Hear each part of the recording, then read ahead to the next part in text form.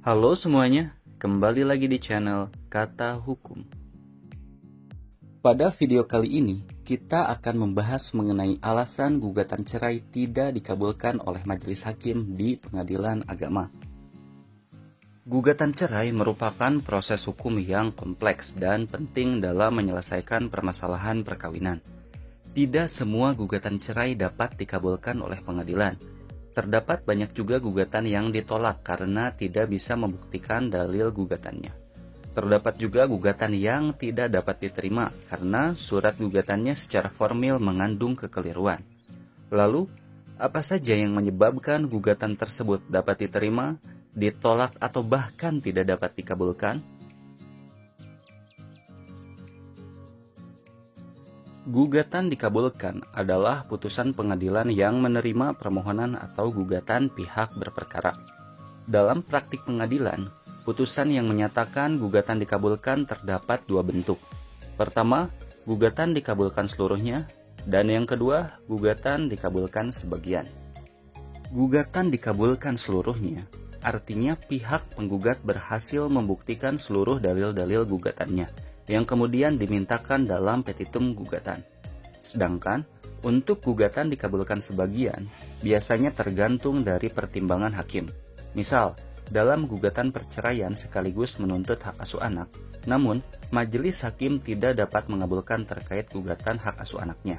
Dikarenakan pertimbangan majelis hakim, hak asuh anak tersebut harus jatuh kepada tergugat, sehingga dalam putusannya hanya mengabulkan sebagian gugatannya.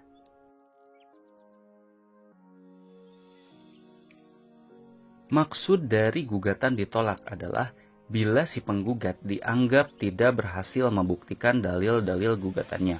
Akibat hukumnya, ketika si penggugat tidak dapat membuktikan dalil gugatannya, maka gugatan tersebut harus ditolak seluruhnya. Jadi, bila gugatan yang diajukan oleh si penggugat dan si penggugat tidak dapat membuktikan dalil-dalil gugatannya terhadap si tergugat, maka gugatannya akan ditolak oleh majelis hakim. Seperti kita ketahui, perceraian harus disertai dengan alasan yang jelas. Penggugat di dalam surat gugatannya harus menyebutkan minimal satu dari beberapa alasan cerai yang diatur dalam Undang-Undang Perkawinan dan Kompilasi Hukum Islam, yaitu: pertama, suami atau istri terbukti sudah melakukan zina, mabuk-mabukan, berjudi, dan lainnya. Yang kedua, suami atau istri telah meninggalkan masing-masing selama 2 tahun berturut-turut tanpa ada keterangan atau argumen yang jelas. Yang ketiga, setelah pernikahan, suami atau istri dikenai sanksi penjara selama 5 tahun. Yang keempat, suami atau istri melakukan kekerasan secara fisik maupun non-fisik. Yang kelima, suami atau istri tidak bisa menunaikan kewajibannya dikarenakan cacat fisik. Yang keenam, terjadi percekcokan terus-menerus tanpa menemui jalan keluar. Yang ketujuh, suami telah sengaja melanggar sigot talik talak sesuai yang diucapkannya saat ijab kabul. Yang kedelapan, suami atau istri berpindah agama atau murtad yang menyebabkan rumah tangga menjadi tidak harmonis. Ketika penggugat tidak bisa membuktikan alasan-alasan cerai tersebut, maka gugatan cerainya akan ditolak oleh pengadilan.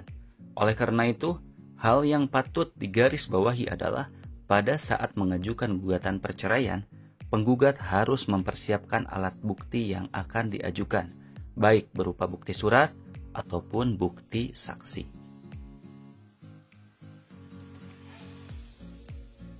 Gugatan cerai tidak dapat diterima merupakan putusan di mana dalam gugatannya mengandung cacat formil. Misal, gugatan cerainya tidak berdasarkan hukum, surat gugatannya kabur, posita dan petitum tidak saling mendukung atau terjadi kontradiksi, gugatannya prematur, gugatan di luar kompetensi pengadilan, gugatan error in persona, gugatan salah pihak, dan lain sebagainya. Oleh karena itu, sebelum mengajukan gugatan cerai, penggugat harus memastikan kebenaran surat gugatannya secara formil. Apakah identitas para pihaknya sudah benar, atau apakah posita dan petitum gugatannya saling mendukung satu sama lainnya. Kemudian, Penggugat juga harus memastikan pengadilan tempat ia mengajukan gugatan cerai adalah pengadilan yang berwenang. Bagi orang-orang yang beragama Islam, diajukan ke pengadilan agama, dan bagi yang non-muslim harus diajukan ke pengadilan negeri. Selain itu, berdasarkan pasal 66 dan 73 Undang-Undang Nomor 7 Tahun 1989, gugatan cerai diajukan ke pengadilan di tempat kediaman istri sekarang, kecuali jika istri meninggalkan tempat kediaman bersama tanpa izin dari suami. Jadi, ketika suami mengajukan perceraian ke pengadilan di tempat ia berdomisili, sementara istri berdomisili di wilayah lain, dan istri keberatan terhadap hal tersebut dan mengajukan eksepsi, maka perceraiannya tidak akan diterima karena pengadilan tersebut tidak berwenang mengadili. Dapat disimpulkan, gugatan cerai tidak selalu dikabulkan oleh pengadilan. Terdapat juga gugatan yang ditolak atau bahkan tidak dapat diterima oleh pengadilan. Ada beberapa alasan yang mendasarinya, seperti ketidakpatuhan terhadap persyaratan formil, tidak adanya alasan hukum yang mendasar, serta kekurangan bukti yang kuat.